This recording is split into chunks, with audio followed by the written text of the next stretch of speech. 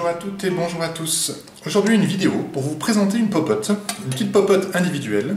Alors il s'agit de la Cook Set large de chez Kelly Kettle. Alors c'est une popote qui est principalement vendue comme accessoire pour les bouilloires de chez Kelly Kettle, mais que moi j'ai choisi d'acheter seul pour m'en servir de popote.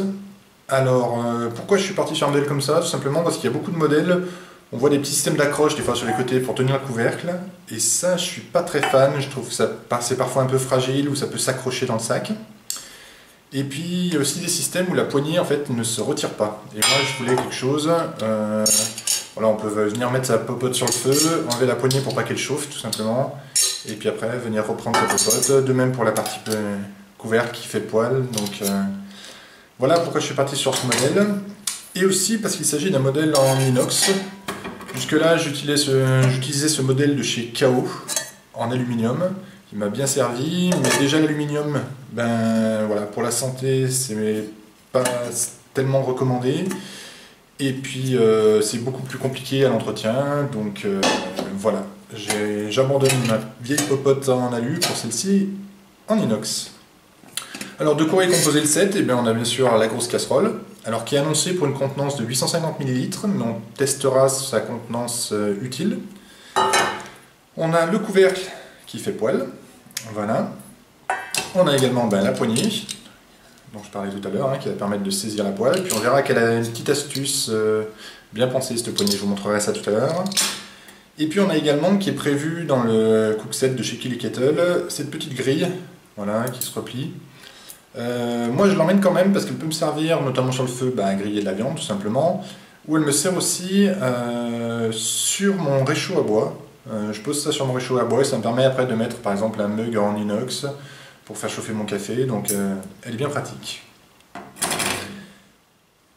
Bien, alors tout de suite nous allons vérifier un petit peu la contenance déjà de ce bol. Alors je ne vais pas mettre toutes les infos techniques, les hauteurs, les largeurs dans la vidéo, vous les retrouvez en commentaire tout simplement de la vidéo, ce sera plus simple. Voilà. Alors juste un petite info pratique, tout l'ensemble, la popote, le couvercle, la grille, la pince, ça fait un ensemble qui pèse 310 grammes. Voilà. Donc là, quand on remplit, voilà, bon je vais m'arrêter là, on va jamais jusqu'en haut. Qu'est-ce qu'il me reste? Il me reste à peu près 300 ml. Donc en gros, la contenance utile, voilà, de la casserole, on est plutôt sur du 700 ml que non pas les 850 annoncés. Les 850 c'est si on est vraiment à ras-bord, mais c'est jamais le cas. Donc voilà. C'est quand même pas mal, ça permet d'avoir une belle contenance. Pour une popote individuelle, c'est largement suffisant. On peut même se faire un repas pour deux là-dedans sans souci. Bien, et bien à présent, il ne me reste plus qu'à emmener ce petit matériel dans les bois et puis tester un petit peu cette popote à l'état sauvage. Allez, c'est parti! Alors, pour tester ma popote, voilà ce que j'ai prévu aujourd'hui. Un petit morceau de bœuf séché aux herbes de Provence, du fenouil et des pommes de terre. Allez! Je vais allumer mon feu et me mettre au fourneau. C'est parti.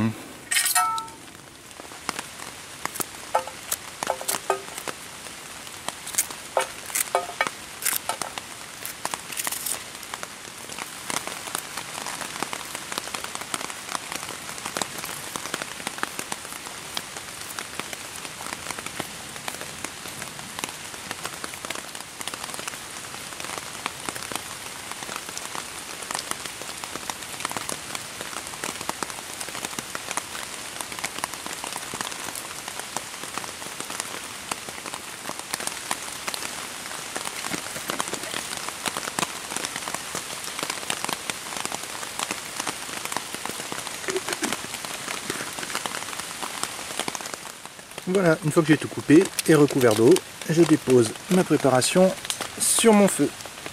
Tout simplement.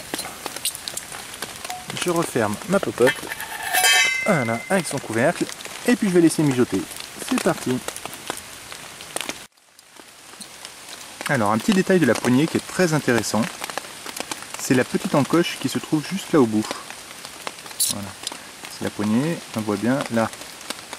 cette petite encoche. C'est très utile pour aller récupérer le couvercle de la popote sans se brûler.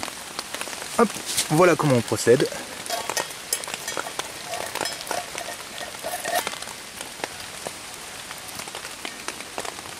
Voilà, c'est très astucieux.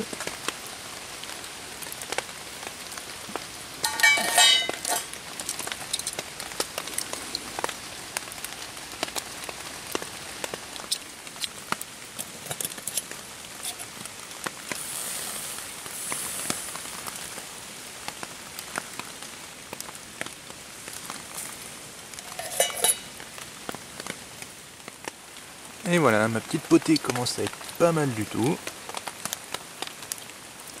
Je vais la retirer du feu pour la laisser refroidir un petit peu. Voilà. Et à la place, je vais me faire griller mon petit bannique. Voilà, bien pratique la petite poêle. Voilà, le couvercle qui sert de poêle, ça c'est super.